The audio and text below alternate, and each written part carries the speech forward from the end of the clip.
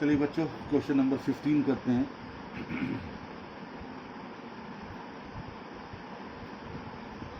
कहता है P limited acquires the business of V limited whose balance sheet as at 31 March 2001 was as under. Balance sheet दी गई है, 6% preference share capital है, equity share capital है, general reserve है, profit and loss है,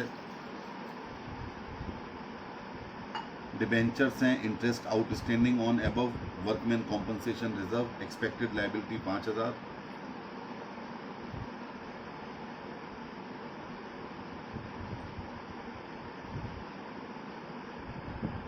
trade creditors 1 lakh and bills payable 20,000। इधर assets दी गई हैं। Prior to absorption V limited decided to declare and pay an equity dividend of 4% and preference dividend, यानी equity dividend 4% और preference dividend इसने पे कर दिया। तो अलग से आउटलाइन बनाइए। Amount paid as dividend,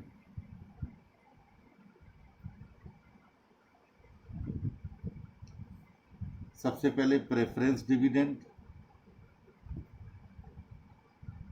4 lakh का 6% यानी 24,000, और इक्विटी डिविडेंड 8 लाख पर 4% के हिसाब से 32,000। टोटल हो गया 56,000। कहता है P limited was to take over all assets except cash, यानी क्लियर हो जाना चाहिए कि ये amalgamation in the nature of purchase है, and liabilities except interest due on debentures and to pay the following amounts. कहता है ₹2 lakhs 7% debentures of ₹100 each in P limited for the existing debentures in V limited. For the purpose, each debenture of P Limited is to be treated as worth ₹105। यानी जब debentures लिए जाएंगे तो 2 लाख वाले 2 लाख में नहीं, 2,10,000 में लेस किए जाएंगे जब आप नेट असेट्स निकालोगे, और नेट पेमेंट मेथड में ये पेमेंट ऐड नहीं होगा, इसलिए इसको बीच में शामिल नहीं करेंगे। For each preference shares in V limited ₹10 in cash and 19% preference shares of ₹100 each in P Limited. For each equity share V Limited ₹20 in cash and 1 equity share in P Limited of ₹100 each at 140। ये दो चीजें दी गई। इन दोनों चीजों को देख करके ये लग रहा है कि नेट पेमेंट मेथड से पीसी निकाल लेना चाहिए। चलिए निकालते हैं। Calculation of PC payment to preference share holders. Payment in cash क्या दिया जा रहा था? 4,000 शेयर्स को 10 रुपए के हिसाब से, यानी 40,000, ये तो कैश में। और किसमें? 9% प्रेफरेंस शेयर्स, 4,000 इंटू 100 रुपए यानी 4 लाख। तो 4,40,000 का भुगतान तो दिया जा रहा है प्रेफरेंस शेयर होल्डर्स को। इसके बाद आइए इक्विटी शेयर होल्डर्स। कैश उसने कहा था 20 रुपए, इक्विटी शेयर होल्डर थे 8,000, तो 8,000 इंटू 20 1,60,000। इसके बाद इक्विटी शेयर कैपिटल 8,000 इंटू 100, एक के बदले में एक शेयर 8 लाख, और सिक्योरिटी प्रीमियम 8,000 इंटू 40 3,20,000। टोटल हो गया 960 1280, लीजिए 17,20,000 का पीसी आ गया। 17,20,000 का पीसी कैलकुलेट कर लिया। यानी इस क्वेश्चन में सबसे पहले आपने देखा कि ये amalgamation in the nature of purchase है, पहला काम कर लिया। दूसरा काम कर लिया पीसी का कैलकुलेशन, वहां आपने पता किया कि पीसी का कैलकुलेशन नेट पेमेंट मेथड से होना है, आपने नेट पेमेंट मेथड से पीसी भी निकाल लिया। अब आगे, expenses of liquidation of V Limited are to be reimbursed by P Limited to the extent of 10,000, actual expenses amounting to rupees 12,500। 12,500 रुपए के खर्चे हैं, लेकिन उसने 10,000 के खुद पे किए हैं। खुद से मतलब पी लिमिटेड ने पे किए हैं, बल्कि रीइंबर्स किए हैं। P limited valued land and building 5.5 lakh. चलिए अब हेडिंग डालिए calculation of net assets taken over. मैंने पहले ही कह रखा है आपको कि जब आप नेट पेमेंट मेथड से पीसी निकालेंगे तो वहां पर आपको नेट असेट्स जरूर निकालनी पड़ेंगी, कैपिटल रिजर्व या गुडविल की अमाउंट निकालने के लिए। सबसे पहले लैंड एंड बिल्डिंग,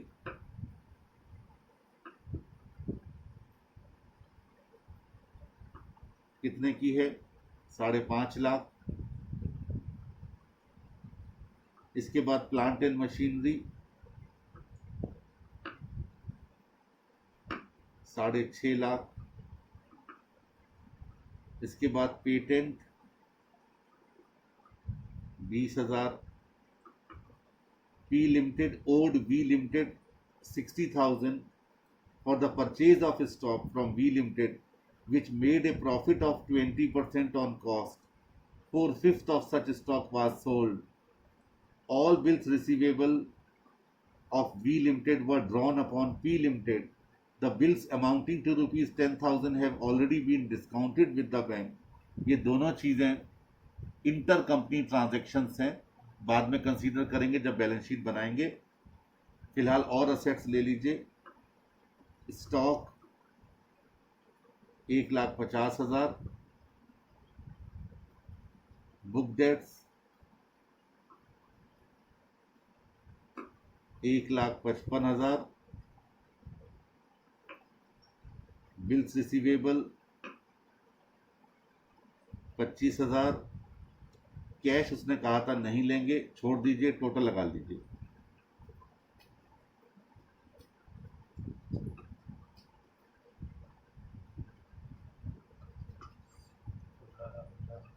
$15,50,000 लेस कर दीजिए लाइबिलिटीज। सबसे पहले 6% डिबेंचर्स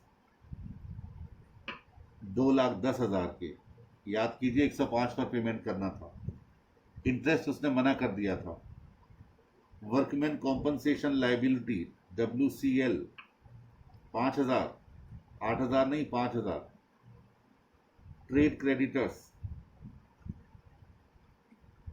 1,00,000 और बिल्स पेबल 20,000।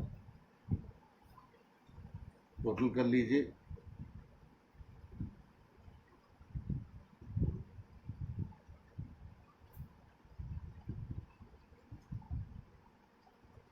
$3,35,000। 3,35,000 रुपये लाइबिलिटीज आ गए। नेट असेट्स आ गई 12,15,000, जबकि पीसी था 17,20,000। तो गुडविल आ गई 5,05,000 रुपये।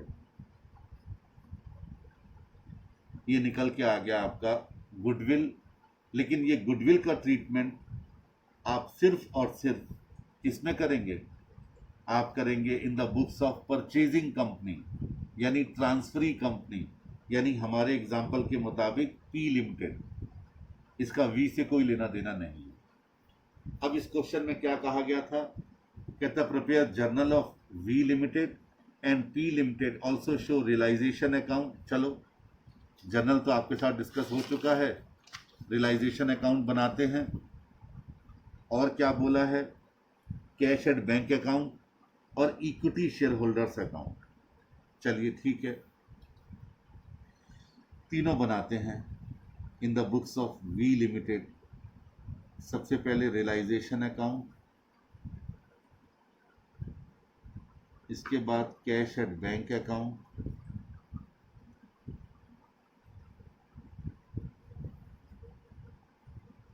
और इसके बाद equity share holders account.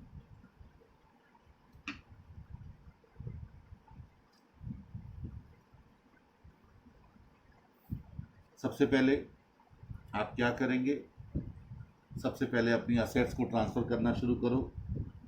To goodwill 2 lakh,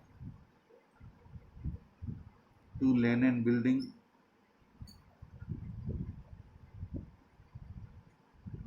4 lakh, to plant and machinery, सब बुक वैल्यू पर ट्रांसफर होंगी 6 lakh, to patent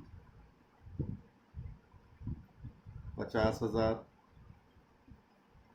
to stock 1,50,000, to book debts 1,55,000, to bills receivable 25,000। Cash at bank में ले जाइए to balance brought down 70,000। Underwriting commission equity share holders के debit side में ले जाइए 40,000। यानी असेट्स का बैलेंस डेबिट होता है और देख लीजिए सब डेबिट साइड में ही आ गए। इसके बाद आइए liability side. Preference share capital अभी फिलहाल हम यहाँ शो नहीं करेंगे। इक्विटी शेयर कैपिटल 8 लाख रुपए शेयर होल्डर्स में ले जाइए।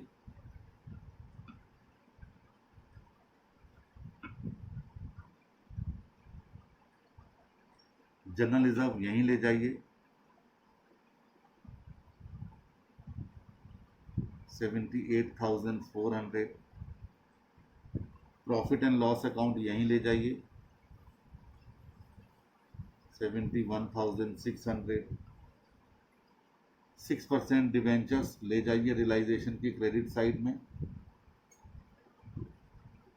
2 लाख। क्वेश्चन में कहा गया था आपको, जब मैंने थ्योरी समझाई थी कि जो लायबिलिटीज नहीं ली गई हैं उनको ट्रांसफर नहीं करेंगे, तो आप यहां पर interest outstanding on debentures transfer नहीं करेंगे। वर्कमैन कॉम्पनसेशन लायबिलिटी 5,000 ट्रांसफर करेंगे और बाकी बचा हुआ 3,000 हम इक्विटी शेयर होल्डर्स में ट्रांसफर कर देंगे। इसके बाद ट्रेड क्रेडिटर्स ट्रांसफर करेंगे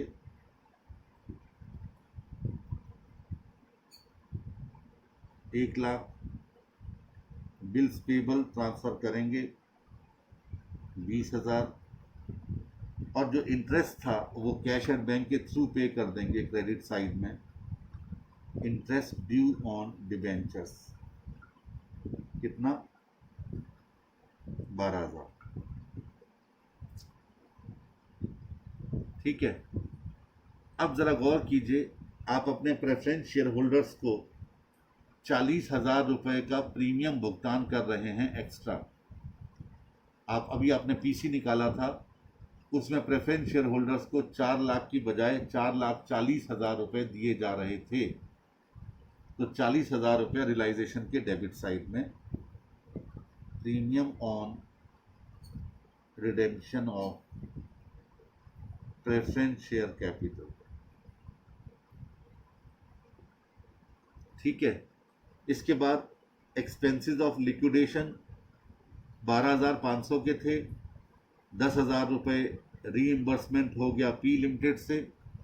तो सबसे पहले कैश एट बैंक के क्रेडिट साइड में लिखिए रियलाइजेशन अकाउंट 2,500, और पी लिमिटेड 10,000, और फिर कैश एट बैंक के डेबिट साइड में पी लिमिटेड के नाम से 10,000 रुपये दिखा दीजिए, क्योंकि पेमेंट वी लिमिटेड कर रही है, इसलिए 12,500 पहले हमने पेमेंट दिखाया और फिर 10,000 रुपये पी लिमिटेड से आता हुआ दिखाया, और रियलाइजेशन के डेबिट साइड में ले गए टू कैश एक्सपेंसेस कितना 2,500। ठीक है, चलिए अब बंद करना शुरू कीजिए, प्रॉफिट ऑन रियलाइजेशन निकालिए। बाय पी लिमिटेड के नाम से पीसी ड्यू कर लीजिएगा 17,20,000। चलिए मैं बोल रहा हूँ 2 lakh rupees plus 5,000 plus 1,20,000 plus 17,20,000, 20,45,000। इसमें से माइनस कीजिए 6 लाख, फिर 6 लाख, फिर 2 लाख, 1,55,000, 25,000, 40,000, 2,500, 4,22,500 ये आ गया प्रॉफिट ऑन रियलाइजेशन, जिसे आप इक्विटी शेयर होल्डर्स में ट्रांसफर करेंगे। लीजिए इक्विटी शेयर होल्डर्स की क्रेडिट साइड में बाई रियलाइजेशन अकाउंट प्रॉफिट 4,22,500। ठीक है, अब कैश एट बैंक को क्लोज कर लीजिए, बैलेंस निकाल दीजिए, 80,000 रुपये फीड कीजिए, माइनस कीजिए 12,000, माइनस कीजिए 2,500, माइनस कीजिए 10,000, 55,500 ये कैश एट बैंक बच गया पुरानी कंपनी का। अब इक्विटी शेयर होल्डर्स का अकाउंट क्लोज करेंगे। उठाइए कैलकुलेटर, 8 लाख रुपीज, 78,400, 71,600, 3,000, 4,22,500, 13,75,500। इसमें से 40,000 लेस कर दीजिए, 13,35,500। इतना रकम हमारे पास होनी चाहिए इनको पेमेंट करने के लिए। अब है क्या, एक तो 55,500 हमारे पास कैश बचा पड़ा था अपना, और उसके बाद पीसी में हमको मिला था कितना 12,80,000, 1,60,000 रुपया कैश, 1,60 कैश, और इक्विटी कैपिटल 8 लाख, और उसमें प्रेफरेंस सिक्योरिटी पेमेंट 3,20, यानी 11,20 का इक्विटी शेयर्स। चेक कर लीजिएगा, बिल्कुल ठीक आ गया। जितना हमारे पास बचा पड़ा है उतना ही इनका पेमेंट निकल के आया, यानी आपका कैलकुलेशन बिल्कुल सही है। तो टू बैंक कीजिए 2,15,500, 55,500 ये वाला और 1,60 वहां से मिला था, नीचे ब्रैकेट में दिखा दीजिए 55,500 प्लस 1,60,000, और equity shares in P limited 11,20,000। मैंने बताया था आपको कभी भी प्रीमियम नहीं दिखाया जाता उस कंपनी की बुक्स में जिसे वो शेयर्स प्राप्त हो रहे हैं। लीजिए रियलाइजेशन अकाउंट भी बनकर तैयार हो गया, कैश एट बैंक भी हो गया, इक्विटी शेयर होल्डर्स अकाउंट भी बनकर तैयार हो गया। अब कुछ बातें इसमें नई थी वो डिस्कस करेंगे। नई बातें क्या थी यहां से पढ़ते हैं। P limited owed V limited ₹60,000 for the purchase of stock, यानी पी लिमिटेड ने वी लिमिटेड को 60,000 रुपए देने हैं। अब पहले इसी को पकड़ते हैं। इसका मतलब ये हो गया कि वी लिमिटेड के डेटर्स में 60,000 रुपए इंक्लूड होंगे और पी लिमिटेड के क्रेडिटर्स में होंगे 60,000 रुपए इंक्लूड, क्योंकि पी लिमिटेड ने देने हैं उसके लिए लाइबिलिटी है और वी लिमिटेड को प्राप्त होने हैं उसके लिए असेट है। तो स्वाभाविक सी बात है कि उसके डेटर्स में होंगे, उसके क्रेडिटर्स में होंगे। तो जब हम पी लिमिटेड की बैलेंस शीट बनाएंगे, इस क्वेश्चन में बनानी नहीं है, बना भी नहीं सकते। क्यों नहीं बना सकते? क्योंकि पी लिमिटेड के अपनी बैलेंस शीट दी नहीं गई है। जब तक दोनों की बैलेंस शीट ना हो हम मिक्स करके कैसे बना लें? तो आप वहां एंट्री करोगे creditors account debited to debtors account, कितने से? 60,000 रुपए से। एक तो ये काम आपको करना पड़ेगा कि हम ऐसा नहीं कर सकते कि पी लिमिटेड की बैलेंस शीट में 60,000 रुपए की रकम असेट में दिखाएं डेटर्स के रूप में और लाइबिलिटी में दिखाएं क्रेडिटर्स के रूप में। ऐसा नहीं हो सकता। लाइबिलिटी भी कम करनी होगी और असेट भी कम करनी होगी। एक काम तो ये करना है। इसके बाद कहता है कि ये इसलिए देने थे कि उसने माल खरीदा था जो 20% कॉस्ट पर प्रॉफिट ऐड करके बेचा गया था। आगे कहता है 4/5 of such stock was sold. इस स्टॉक का 4/5 माल बेच दिया गया, यानी 1/5 बचा हुआ है। यानी 60,000 का 1/5 12,000 रुपए का माल बचा हुआ है। इसमें प्रॉफिट इंक्लूड है, क्योंकि ये जो माल बेचा गया था ये 20% प्रॉफिट जोड़कर बेचा गया था। उस वक्त तो दोनों कंपनियां अलग अलग थीं, आज दोनों कंपनी एक हो गई हैं। तो अब जिस कंपनी ने खरीदा था यानी पी लिमिटेड ने, उसे पता चल गया कि मुझे तो ये प्रॉफिट पर बेचा गया था, तो अब वो अपने इन्वेंट्री को कॉस्ट और NRV which ever is less पर वैल्यू करेगी। तो इस 12,000 में से आपको प्रॉफिट हटाना पड़ेगा। तो 12,000 डिवाइडेड बाई 120 इंटू 20, 2,000 रुपए का प्रॉफिट आ गया। ये है अनरियलाइज्ड प्रॉफिट,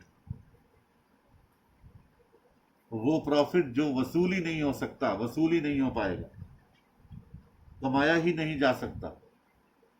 तो ऐसी दशा में चूंकि ये amalgamation in the nature of purchase है, आप एंट्री करेंगे goodwill account debited to stock account, 2,000 रुपए से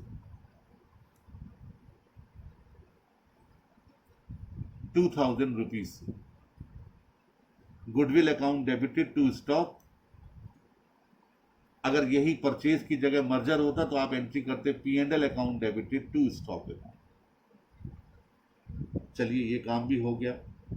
फिर कहता है all bills receivable of V limited were drawn upon P limited. The bills amounting to ₹10,000 have already been discounted with the bank. कहता है कि सारे बिल्स रिसीवेबल वी लिमिटेड के ऊपर आपको दिए गए थे 25,000 रुपए के, कहता है ये सब के सब पी लिमिटेड पर लिखे गए हैं और 10,000 रुपए के बिल ऑलरेडी डिस्काउंट करवाए जा चुके हैं। जो बिल डिस्काउंट करवा दिए जाते हैं वो कंपनी के पास या फर्म के पास या इंडिविजुअल पर्सन के पास नहीं रहते। इसका मतलब इन 25,000 रुपए के जो बीआर दिए गए हैं क्वेश्चन में, इसमें वो 10,000 रुपए के बिल शामिल नहीं हैं। क्यों शामिल नहीं है? क्योंकि वो ऑलरेडी डिस्काउंट हो चुके हैं, आप उनको एलिमिनेट नहीं कर सकते। आप खाली 25,000 जो हमारे पास रखे हुए हैं उन्हीं को एलिमिनेट कर सकते हैं। तो आप एंट्री करेंगे BR account debited to BP, sorry BP account debited to BR 25,000 रुपए से। ये 3 आपको एंट्रीज पास करनी पड़ेंगी इन the books of P limited, P जो ट्रांसफरी कंपनी है, और उसके बाद ही वो बैलेंस शीट बना सकती है अपनी बुक्स में, ये सारे एडजस्टमेंट करने के बाद। हमेशा ध्यान रखिए, जो बिल डिस्काउंट हो जाते हैं वो डिस्काउंट करवाने वाली कंपनी के पास नहीं रहते। इसका मतलब 25,000 रुपये में वो 10,000 रुपये शामिल नहीं हैं। उस 10,000 का कुछ नहीं होना, बस खाली 25,000 रुपये को आप क्या कर लेंगे, एलिमिनेट कर लेंगे। ये था क्वेश्चन नंबर 15।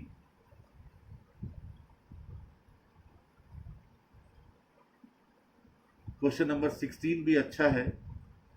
इसमें एक पॉइंट बहुत बढ़िया है, वो मुझे समझाना है आपको। आप पूरा क्वेश्चन पहले पढ़ लीजिए, उसके बाद फिर मैं क्वेश्चन नंबर 16 पर वो पॉइंट समझाऊंगा जो बी पॉइंट है। फिलहाल आप पढ़ लीजिए क्वेश्चन।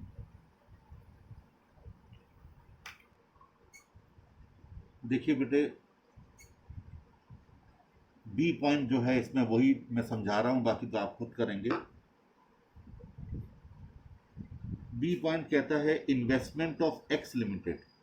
एक्स लिमिटेड का इन्वेस्टमेंट है 3,45,000। ये इन्वेस्टमेंट दिया गया है एक्स लिमिटेड का। कहता है इसमें इंक्लूड है 200 डिबेंचर वाई लिमिटेड के 12% वाले, ठीक है, और जिनको पेड अप वैल्यू पर परचेज किया गया था। पेड अप वैल्यू है 100 रुपये, तो 200 इंटू 100, ये 20,000 रुपये के वाई लिमिटेड के डिबेंचर्स हैं। इसका मतलब 3,25,000 रुपये ये बाकी अदर इन्वेस्टमेंट हो गया एक्स लिमिटेड का, ठीक है। इसके बाद कहता है investment of Y limited. Y limited को पकड़ लीजिए। इंक्लूड, ये कितना था इन्वेस्टमेंट इनका, 5,20,000 का। इसमें कहता है कि इसमें एक्स लिमिटेड के डिवेंचर्स हैं 12%, ये भी पेड अप वैल्यू पर परचेज किए गए हैं। 200 इंटू 100, यानी ये भी 20,000 के परचेज किए गए हैं। बैलेंस रह गया 5 लाख। अब कहता है prior to absorption other investment of X limited and Y limited are consider worth ₹4 lakh और 6,10,000। यानी ये 3,25 वाला अदर इन्वेस्टमेंट एक्स लिमिटेड में 4 लाख का है, और ये 5 लाख वाला वाई लिमिटेड में 6,10,000। ठीक है, चलिए अच्छी बात है। इसके बाद जरा सी पॉइंट और पढ़ते हैं, वो भी इसी से जुड़ा हुआ है। The issue of such an amount of fully paid 14% debentures in X Limited at 96% as is sufficient to discharge 12% debentures in Y Limited at a premium of 20%। आपसे कहा गया Y Limited के जितने डिबेंचर्स हैं उसको 20% प्रीमियम पर भुगतान किया जा रहा है, और इसके लिए X Limited अपने 14% वाले डिबेंचर यानी नए इशू कर रही है 96% में, यानी 4% डिस्काउंट पर। देखिए, इशू कर रही है उससे तो हमें कोई फिलहाल लेना देना है नहीं, वो तो बात की बात है। जब हम इशू करेंगे तब हम एंट्री पास करेंगे एक्स लिमिटेड की बुक्स में। लेकिन यहां जो बात समझाने की है वो ये है कि वाई लिमिटेड के डिबेंचर जितने भी थे उस पर 20% का प्रीमियम मिल रहा है। इसका मतलब एक्स लिमिटेड के पास जो वाई लिमिटेड के डिबेंचर्स थे 20,000 रुपए के, उसे भी 20% का प्रीमियम मिलेगा, यानी उसको भी अपने 20,000 के डिबेंचर के बदले में 24,000 रुपए मिलेंगे। तो जब आप एक्स लिमिटेड की इंट्रिंसिक वैल्यू निकालोगे तो इन्वेस्टमेंट को दो तरीके से दिखाओगे। एक वाई लिमिटेड के डिबेंचर्स 24,000 रुपए के, और अदर इन्वेस्टमेंट 4 लाख रुपए का। और वाई लिमिटेड की जब आप इंट्रिंसिक वैल्यू निकालोगे तो एक्स लिमिटेड के डिबेंचर्स तो वही 20,000 लोगे और अदर इन्वेस्टमेंट 6,10,000 लेंगे। ये ध्यान रखिएगा, आपको इंट्रिंसिक वैल्यू निकालते वक्त एक्स लिमिटेड में जो वाई लिमिटेड के डिबेंचर्स होंगे उनको 20 की जगह 24,000 का दिखाना होगा, क्योंकि उनको 20% का प्रीमियम मिलेगा। जैसे उनको मिलेगा बाकी डिबेंचर होल्डर्स को, वैसे इनको मिलेगा। ठीक है, तो एक तो ये चेंज आपको समझना है इस क्वेश्चन में। दूसरा, आप जो अदर इन्वेस्टमेंट है, मैंने पहले भी समझाया था, 325 वाला 4 लाख हो गया एक्स लिमिटेड में, 75,000 रुपए का आपको लाभ हो गया। आप इसे ना दिखाएं तो अच्छा है नई बैलेंस शीट में, क्योंकि आपको 75,000 से फिर लाभ दिखाना पड़ेगा, अपनी प्रॉफिट बढ़ाना पड़ेगा। प्रॉफिट बढ़ाओगे तो टैक्स लगेगा। इसलिए ये माना जाता है, ये कहा जाता है कि कोई कंपनी जो अभी चल रही है, जो बंद नहीं हो रही है, उसमें अगर इन्वेस्टमेंट बढ़ रहा है या कोई असेट बढ़ रही है तो उसे दिखाना नहीं चाहिए, क्योंकि बिना बात में आपको उस पर टैक्स पे करना पड़ेगा। तो एक्स लिमिटेड के अदर इन्वेस्टमेंट को आप नहीं बढ़ाएंगे। हाँ, लेकिन जो वाई लिमिटेड के डिबेंचर्स हैं 20,000 वाले, जो अब 24 के हो गए, उसको जरूर बढ़ाएंगे। आप क्या एंट्री पास करेंगे वाई एक्स लिमिटेड में? Investment in Y limited debentures account debited, क्योंकि इन्वेस्टमेंट है, असेट है, बढ़ जाएगा 4,000 टू कैपिटल रिजर्व 4,000 रुपए से।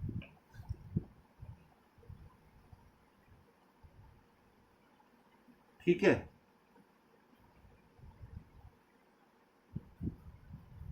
अब सोचो कि एक्स लिमिटेड में ये वाले डिबेंचर्स कितने के हो गए?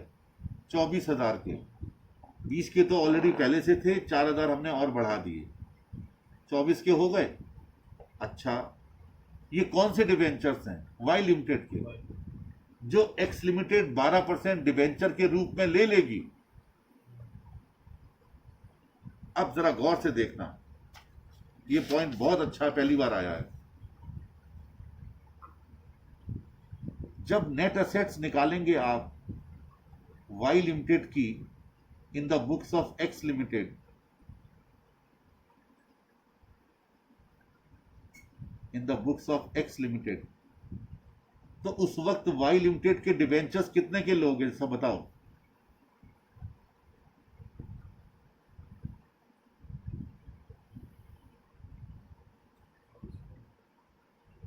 वाई लिमिटेड के डिबेंचर्स कितने लेंगे इन the books of X limited जब नेट असेट्स निकाली जा रही होंगी?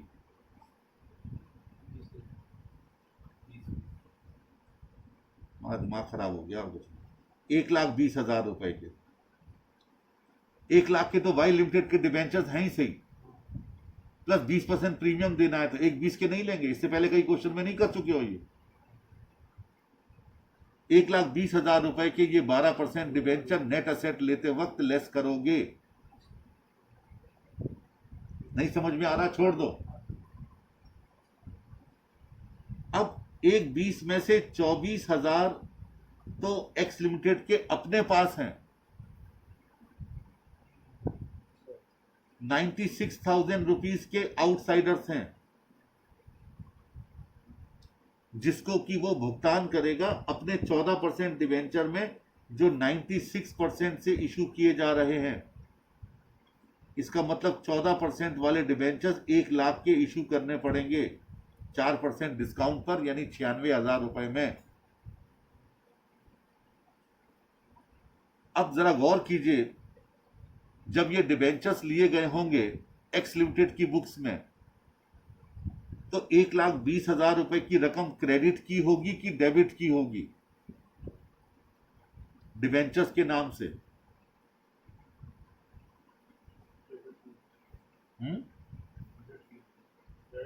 क्रेडिट की होगी, क्योंकि लायबिलिटीज हमेशा क्रेडिट होती हैं। अब आप पेमेंट की एंट्री क्या करोगे, जरा ध्यान से सुनना। 12% डिबेंचर्स इन वाई लिमिटेड डेबिटेड 1,20,000। एक 20 से आपने क्रेडिट किए थे, आज आपने डेबिट कर दिए। एक लाइन छोड़ करके to investment in Y limited debentures कितने का आएगा? 24,000 का। 20,000 पहले था, 4 हमने बढ़ा लिया कैपिटल रिजर्व में डाल करके। टू 14% डिवेंचर्स अकाउंट 1,00,000, और एक लाइन जो छोड़ी थी, discount on issue of 14% debentures account debited 4,000। ये एंट्री बनेगी जाकर के इन डिवेंचर्स को पेमेंट करने की। इससे सारे खाते बंद हो गए। 12% डिवेंचर्स जो वाई लिमिटेड के आपने लिए थे, जिसको आपने असेट्स और लायबिलिटीज की लेने वाली एंट्री में क्रेडिट किया था, उसे आपने यहां डेबिट कर दिया। जो आपके अपने पास थे 20,000 के डिवेंचर्स, जो 20,000 के ऑलरेडी पहले थे, आपने 4,000 से बढ़ा करके उनको 24 कर लिया था, उनको आपने क्रेडिट करके कैंसिल कर दिया। और बाकी जो आउटसाइडर्स रह गए 96,000, उनको आपने डिवेंचर्स दिए 96% पर, तो डिवाइडेड बाय 96% कर दिया, तो 1,00,000 रुपए के, इसका मतलब आपने डिवेंचर्स उनको दे दिए। तो 14% डिवेंचर 1,00,000 से आपने क्रेडिट किया और 4,000 रुपए discount on issue of debenture के नाम से डेबिट कर दिया। ये एंट्री बनी। ये सबसे बेहतरीन एंट्री थी इस क्वेश्चन की, और आगे भी ऐसी एंट्री करने को आपको मिलेंगी। अब आप क्वेश्चन नंबर 16 अपने आप करेंगे।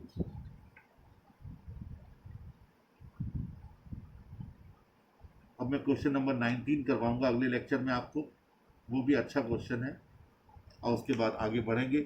1-2 लेक्चर में और करूंगा, उसके बाद आप अपनी प्रॉब्लम पूछिएगा। मैं नए चैप्टर की तरफ चला जाऊंगा, क्योंकि इसकी प्रॉब्लम आप धीमे धीमे करते रहिए, स्टडी मटेरियल की भी और अपनी भी, और मुझसे प्रॉब्लम पूछते रहिएगा। That's all.